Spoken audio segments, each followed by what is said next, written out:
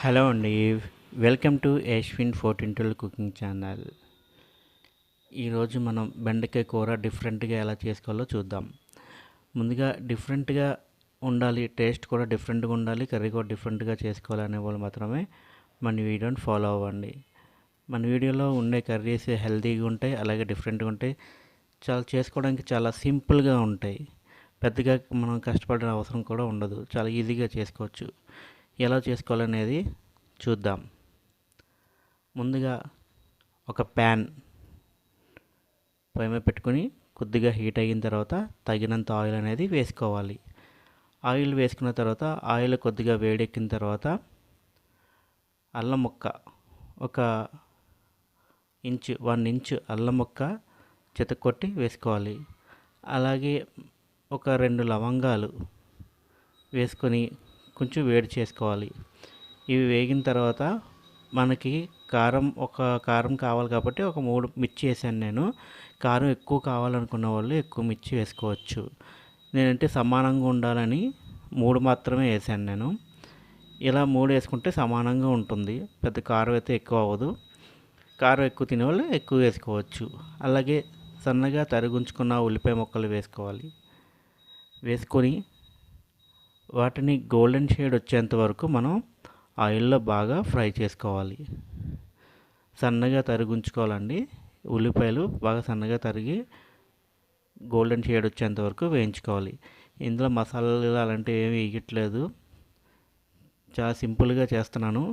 ఇది చూడడానికి తినడానికి కూడా చాలా బాగుంటుంది. ఇది బెండకాయ కూర అంటే నమ్మరు, అలా ఉంటుంది. పై గింజలు కనిపిస్తే బెండకాయ కూర అనొచ్చు, కానీ తింటే మటుకు బెండకాయ కూరలా అయితే ఉండదు. అలాగే బెండకాయలు బాగా శుభ్రం చేసుకొని బెండకాయల్ని వాటర్లో వేసి బాగా కడుక్కొని వాటిని ఆరబెట్టి బాగా పొడిగా తుడుచుకొని కట్ చేసుకున్న ముక్కలు ఇవి. తడిగా ఉన్నవి కట్ చేస్తే జిగురుగా ఉంటుంది, అలా కాకుండా పొడిగా తుడుచుకొని కట్ చేసుకున్న ముక్కలు 1 ఇంచు ముక్కలు కట్ చేసుకున్న 1 ఇంచు ముక్కలు వేసుకొని ఈ ముక్కలన్నిటికి ఆయిల్ పట్టేటట్టు మనం బాగా కలుపుకోవాలి. ప్రతి ముక్కకి ఆయిల్ పట్టేటట్టు కలుపుకోవాలి. అప్పుడే మనకి ఆయిల్ అనేది మగ్గుతుంది, ఇవి అంటుకోకుండా ఉంటాయి, జిగురు రాకుండా ఉంటుంది.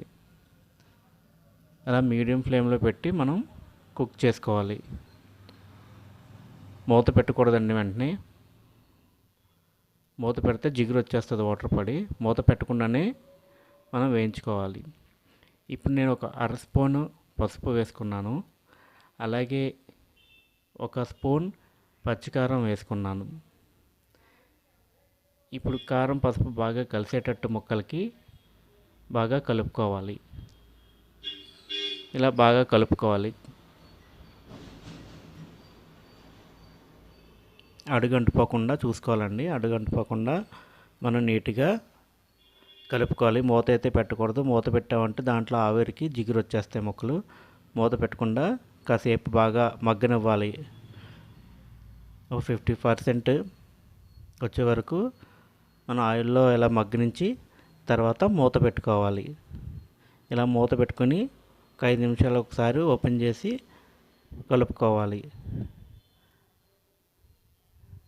ఇలా కలుపుకుంటూ ఉంటే అన్నీ మగ్గుతాయి, చాలా సాఫ్ట్గా ఉంటుంది ముక్క కూడా. ఇప్పుడు వేయించిన పల్లీలు పౌడర్ చేసుకొని పల్లీల పౌడర్ వేసుకోవాలి. వేసుకొని బాగా కలుపుకోవాలి.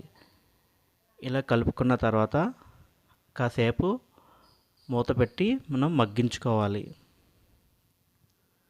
అడుగంటుపోకుండా లో ఫ్లేమ్లో పెట్టి కలుపుకోవాలి.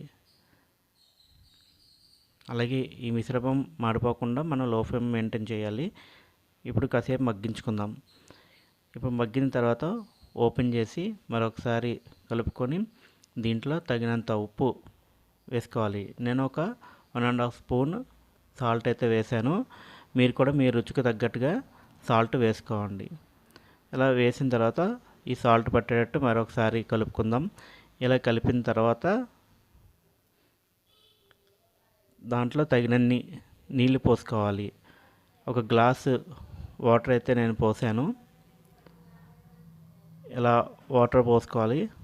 వాటర్ పోసుకొని మొత్తం అంతా కలిసేటట్టు బాగా కలుపుకోవాలి. మరి ఎక్కువ వాటర్ పోస్తే మనకి పాడైపోతుంది. ఒక గ్లాసు వాటర్ అయితే పోసుకోవాలి. ఇలా పోసుకొని మొత్తం అంతా అడుగంటకుండా శుభ్రంగా మనం కలుపుకోవాలి. చూసారు కానీ ఎలా కలుపుతున్నాను, చూడ్డానికి కూడా బాగా వస్తుంది. ఇలా కలిపిన తర్వాత మనం కాసేపు మూత పెట్టుకొని ఉడికించుకోవాలి.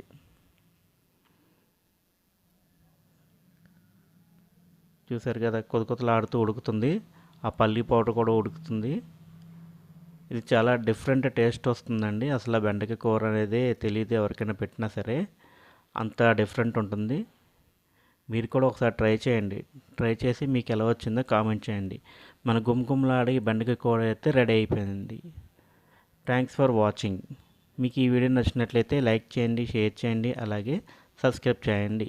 మన ఛానల్ సపోర్ట్ చేయండి. Thank you.